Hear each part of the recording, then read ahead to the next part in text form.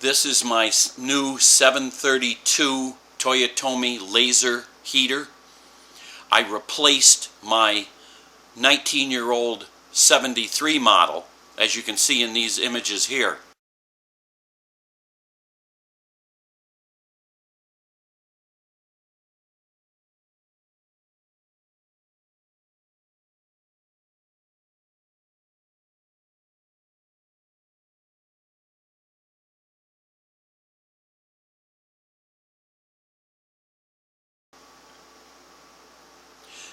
Now I've had this one in service for approximately a month and a half, and there's been a problem with it since day one. I want you to listen to the startup.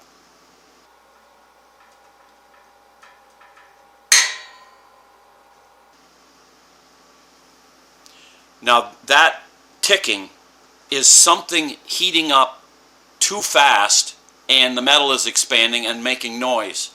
I talked to the dealer. He told me he couldn't do anything unless I talked to Toyotomi. So I called Toyotomi USA. I talked to them. They said they wouldn't help me because I installed it myself and I'm not a professional. I should have had the dealer install it. Thing is, I've installed 7 of them, so I know how to put them in. So they said the dealer should have called. So I go back to the dealer, and the dealer asked me, did they authorize warranty? No, you have to ask them. Well, he wouldn't do that. So I was on my own. So I decided to talk to some people. Oh, there's my clock. Talk to some people on some forums. And they suggested that I turn the fuel from sea level to mountain, which I did, and that helped it quite a bit, but not enough. And I'll show you what it was actually doing. Now what it was doing, why I had to go from sea level to mountain on the fuel, is this part in here, when it was running on high, it was glowing red. This whole area up here was glowing red. And it's only supposed to do that, according to the manual, after about 20 minutes. With mine, it took about 3 to 4 minutes, and it was all cherry red. So that's why they told me to cut down the amount of fuel. And that did help, but I'm still getting the ticking on the start. And because now on low burn, I'm not getting 20,000 BTU anymore. I'm getting 18. It's cycling from low to mid, to low to mid, to low to mid, where my 73, it just ran on low all the time. I talked to the people again, and they said you're going to have to tear it apart yourself because obviously your dealer and Toyotomi are not going to help you. So I went to Rural Energy. There's my list of stuff that I bought. So I got the pile of stuff right here. The gaskets and the new burn ring.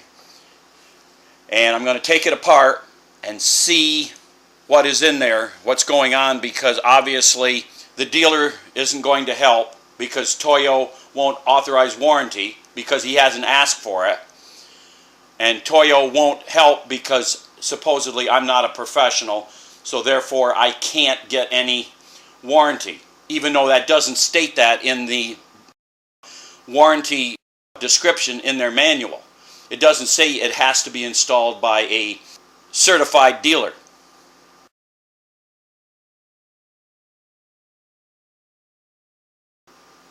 So they just left me out to dry, both of them. So we're going to take it apart and see what's going on, maybe be able to fix it. So after about 10 minutes work, got the whole thing apart, and I don't see too much going on, but let's see if I can get that out of there. Ah, come on.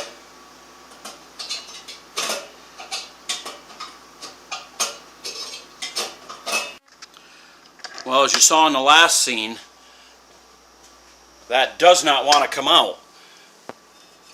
It doesn't want to turn. It doesn't want to lift out. It's caught.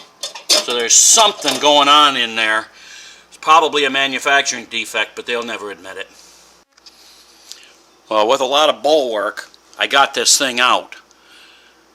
Now I don't see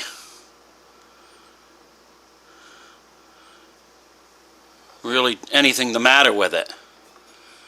Well, it shouldn't be. It's only a month and a half old. These are a little bent. I had to really reef on it. But what I found for the actual problem is, if you can see right down in there, that part of the, see, there's the whole pad. Look right down in there where the fuel comes in. I don't know whether you can, it's up. It's not laying flat. So that may be creating a hot spot. I know there's an awful lot of soot around the outside of that. I don't know whether they're supposed to be sooty like that. I kind of don't think so. But that's the problem right there, that mat, the factory didn't put it down flat. So that is a manufacturing defect. Is Toyo going to do anything about it? No. Is the dealer going to do anything about it? No. Because once both of them get your money, they don't care. So what I'm going to have to do is do it myself and have it come out of my own pocket. I paid, well, with shipping, it was about $200 for all the parts. No, I'm not going to, I don't think I'm going to need that ring, although I could put the new ring in because I've got it. And I've just got to get that mat out of there, get that all cleaned up, and put it down the way it's supposed to be. Now, I want you to take a look.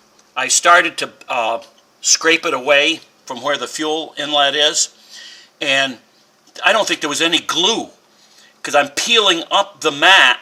It's not stuck down at all.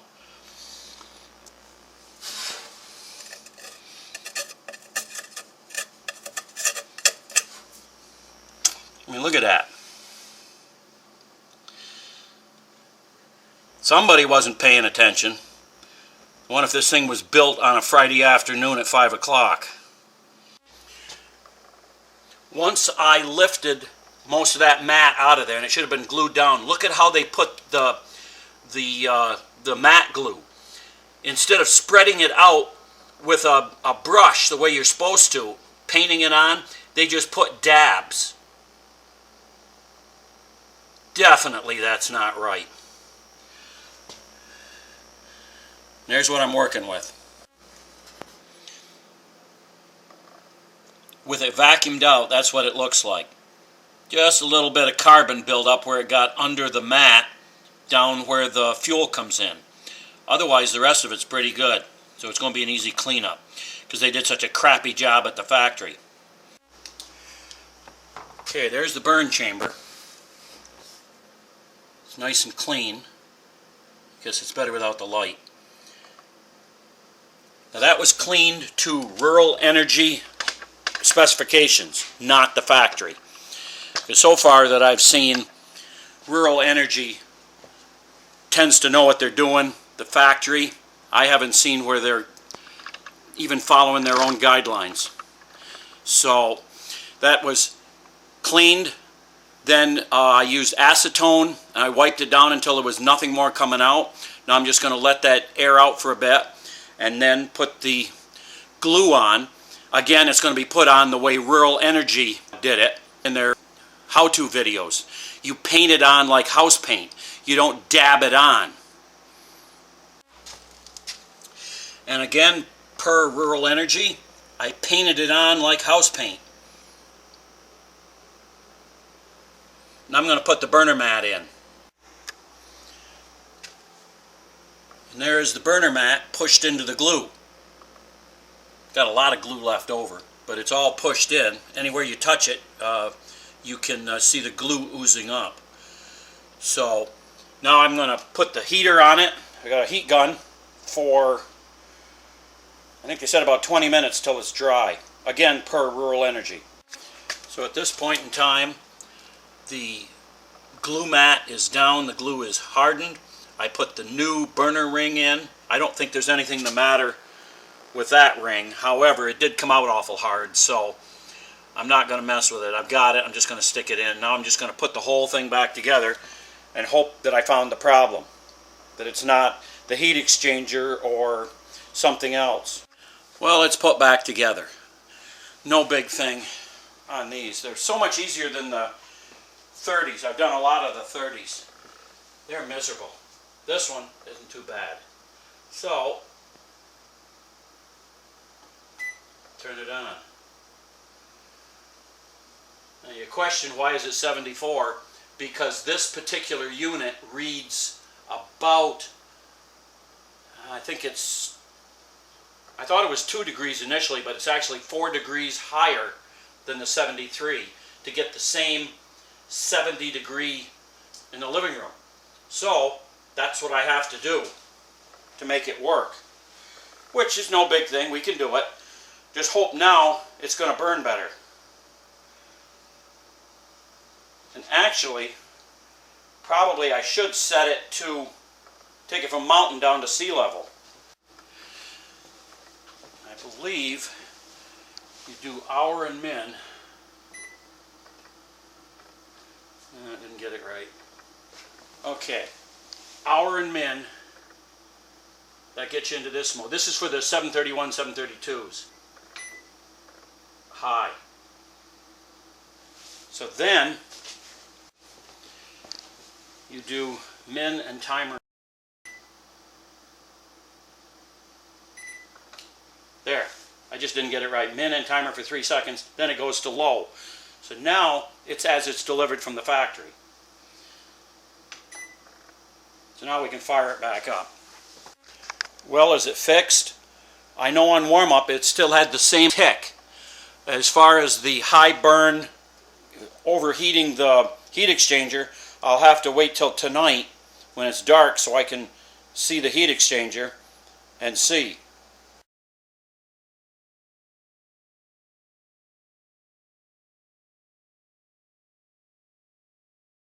It is a nice steady blue flame, which is what you want. On warm-up, there still is some ticking in the upper area of the heat exchanger. It's not in the burn chamber. It's not in the lower part of the heat exchanger. I've determined that it is ticking in the upper part of the heat exchanger. Now, is that a flaw? It seems to be more than my 73, but it may still be within acceptable limits. I don't know. I looked at it, but I couldn't see anything the matter with it. So I'm just going to leave it. What I don't understand is the Toyo 72 and 73, 730, 731, 732s. They've been basically the same unit since around 1991. So that's 34 years. How come all of a sudden they can't put one together without it overburning? Because the older models didn't. I don't understand what they're doing, but if you have one of these models and it is ticking and the heat exchanger is glowing red, you might want to either have it serviced or take it apart yourself, because the official party line is there's nothing the matter with them. Good luck. Well, this is an update. I've run it for a few days and I smell exhaust. Wasn't sure where it was coming from. I initially checked the igniter. It didn't seem like it was leaking, but I sealed it with some high temperature RTV. Still didn't fix it because I didn't have another gasket. So I took it back apart and it looks like the gasket between the heat exchanger and the heat chamber assembly. You can see in this image that the gasket doesn't have a sealing ring all the way around it. You can see that there's spots where it isn't touching. So that says to me that either the upper or the lower part is warped. So I looked at the bottom of the heat exchanger, and you can see that it is discolored in one area, which indicates a leakage. So I'm guessing that the overfire warped either the heat exchanger or the burn chamber. Next, I went down to the burn pot and looked at that. That seemed to be a good solid ring all the way around.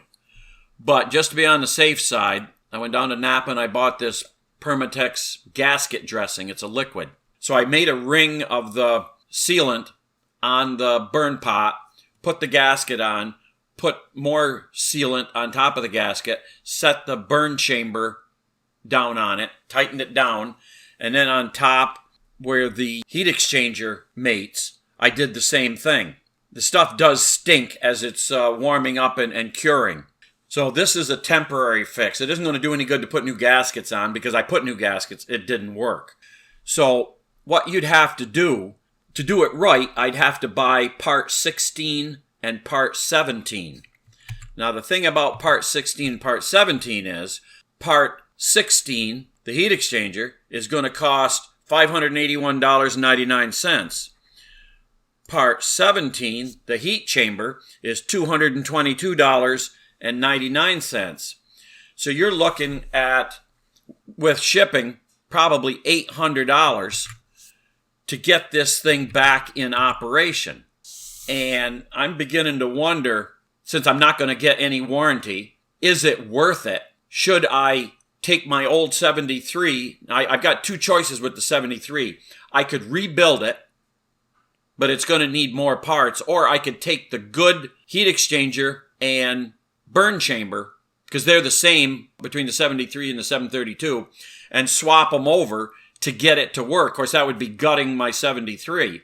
I don't know, but I definitely got screwed by Toyotomi and my dealer.